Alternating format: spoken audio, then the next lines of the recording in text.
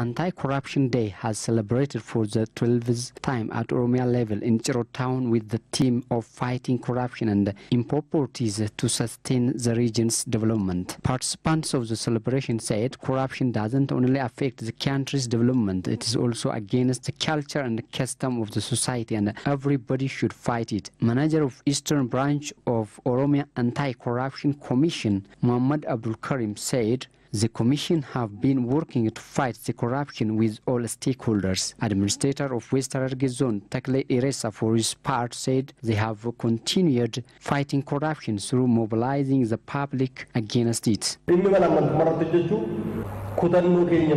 Fighting corruption needs everyone's commitment because poverty elimination is life through corruption. Process owner of ethical education and communication with Oromia Anti-Corruption Bureau, Melissa Abai, for his part, suggested understanding that the corruption can affect the country in all aspects. The Bureau have been working with society in all levels.